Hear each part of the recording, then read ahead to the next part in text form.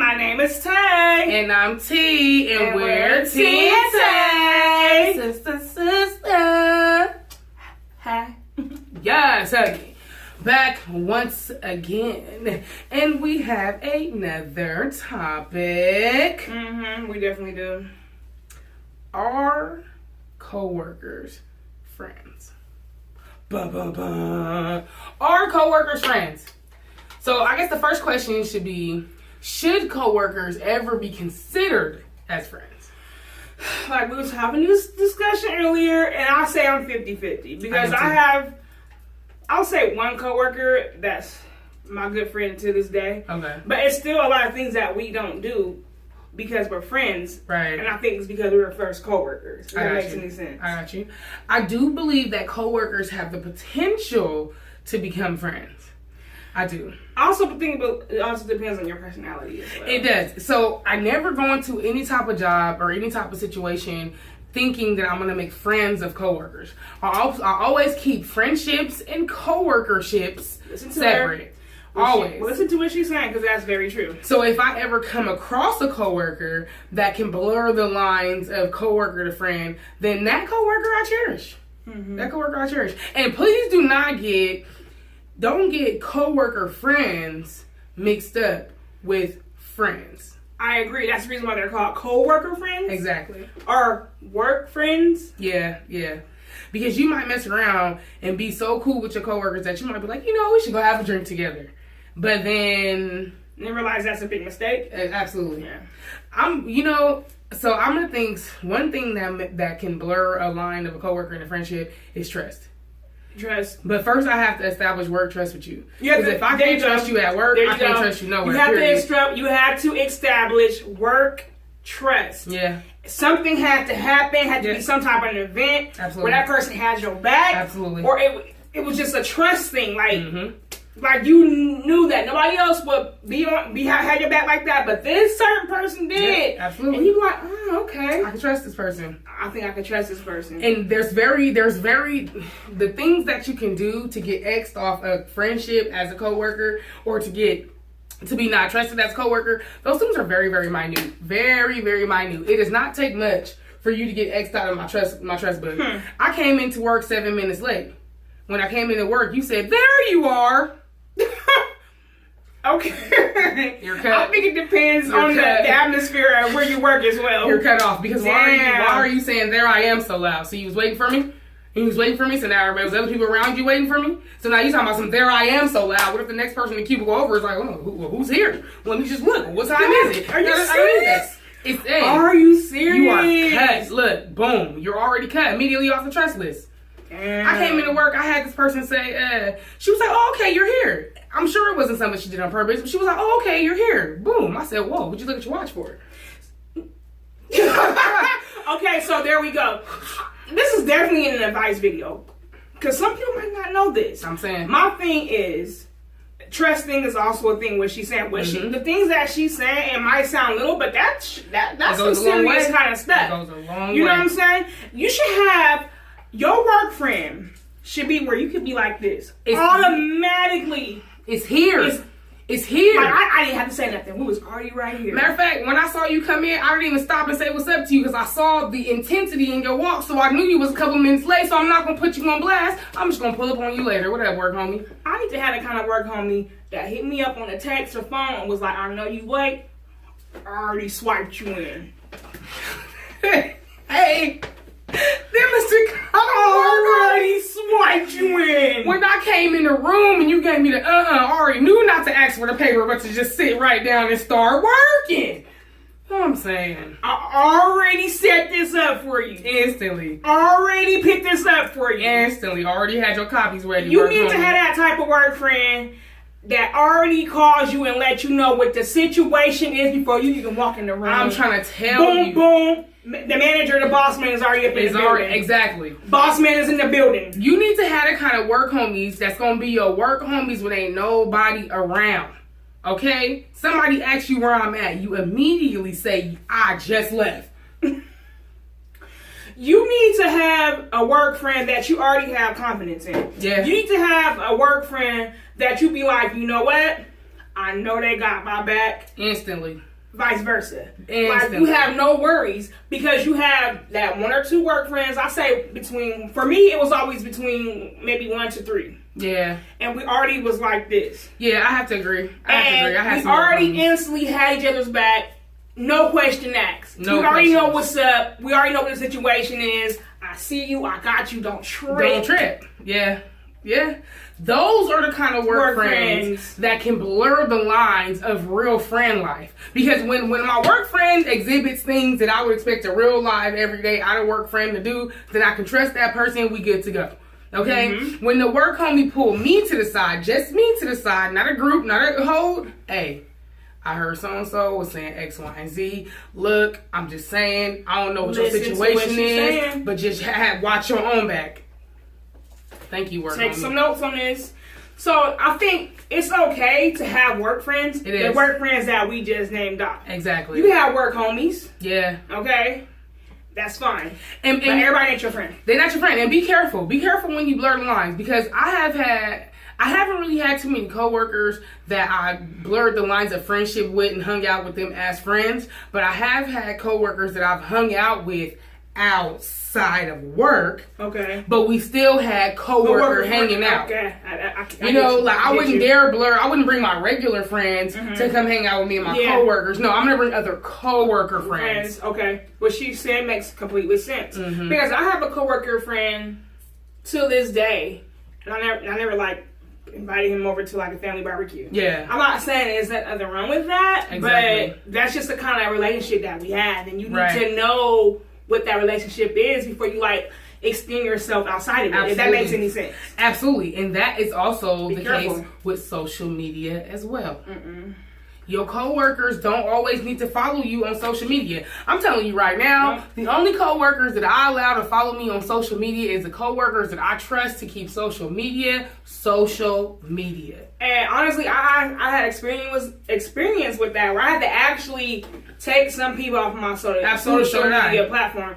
So did I. Personally, my friends be like, Shantae, how can you have your Facebook and your Instagram? And I tell them the reason why. Nah, it's not doing it because I can see that little thing. But honestly, I never let any of my coworkers have my Instagram, my social medias. Mm-hmm. I don't know if that makes sense. No, I mean, I right now, it's levels. So the only coworkers that I befriend are people that are on the same level as me. So it's like if I'm a supervisor, I have other supervisor coworkers as my friend on Facebook or whatever.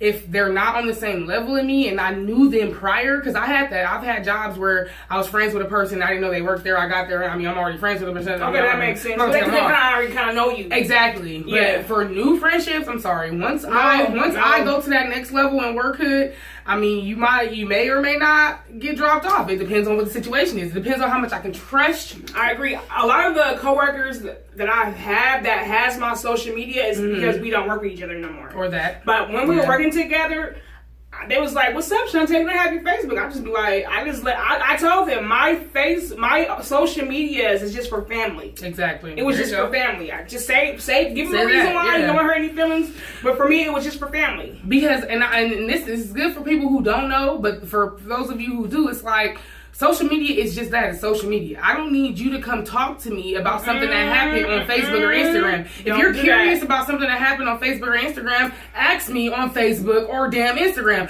Don't be like, "Oh, girl, I seen you posted that picture the other day, X, Y, and Z." I don't need that at work. That's a no-no. And that's the reason that happened to me. Yeah, happened to me. Like, you might post something and you go to work and they're like, "Oh, what happened?" Nothing happened. I mean, just got pictures on my social media. This is just what I'm not really worried about what I'm. I had to actually, and I learned that the hard way. I've had people talk to me about people that they know that I'm work homies with. Like, for example, let's say my work homie Sandra posted on Facebook that she broke up with her boyfriend and she's like going through a lot. So then I got Mark, who's friends with Sandra, coming up to me at work like, "Hey, aren't you friends with Sandra?" "Yeah, she said she broke up with her boyfriend. You should check on her." First of all, no. And you might not understand what we saying because you probably haven't experienced something like that, and you probably like, "Oh, why are you tripping?" But no, don't. I'm telling you right now. Listen to us. We're telling you right now. Have certain boundaries. Absolutely. I remember being so cool and comfortable with some of my coworkers. is that they start getting too comfortable with me. Too cool and be careful on how much you share with your coworkers. Oh, that might be careful. That is people get too comfortable. People get too comfortable, and you also don't understand.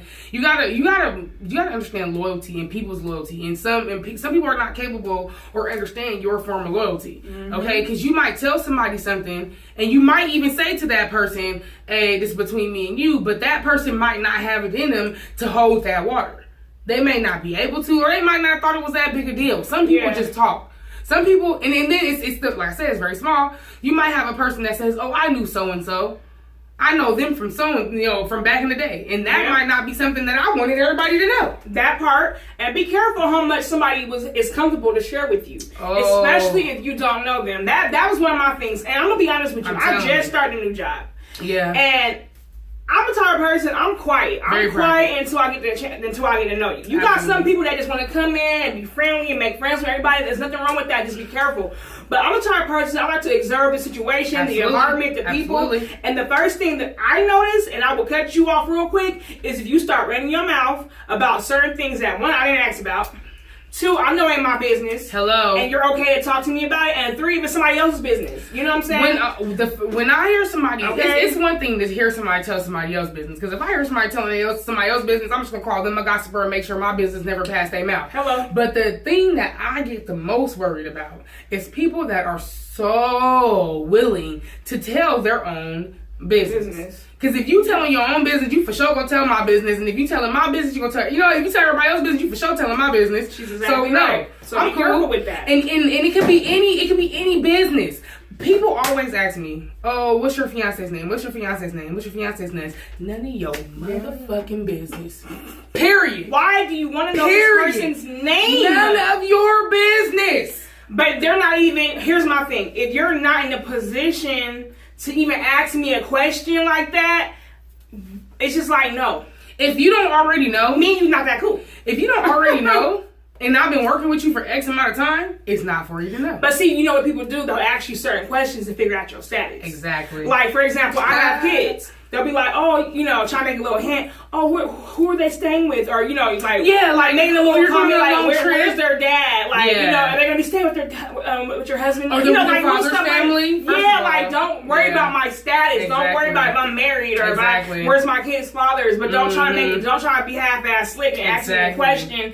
But you just really trying to get in my business and know my status. As you can see, I don't give too much of my business. Right. You know what I mean? Don't try to be slick, boo. Those are the type of questions that would come up in general conversation if they were for you to know. You would know. You would say something like, if you talking to your real work homie pulled up on you and was just like, "Damn, girl, what's wrong? You ain't yourself today. Man, dealing with these dads," or just whatever. That's something that you voluntarily told that person. So they would never have to be like, "Oh, who's your kid staying with?" No, that's you being nosy. That's me. That's you being hella nosy. Enough for you to ask me where my kids are going to be staying this weekend when I go on my trip. Right. Like, that's none of your business. I had somebody ask me, "There's a picture of my family on my thing." "Oh, it's a fiance in this picture."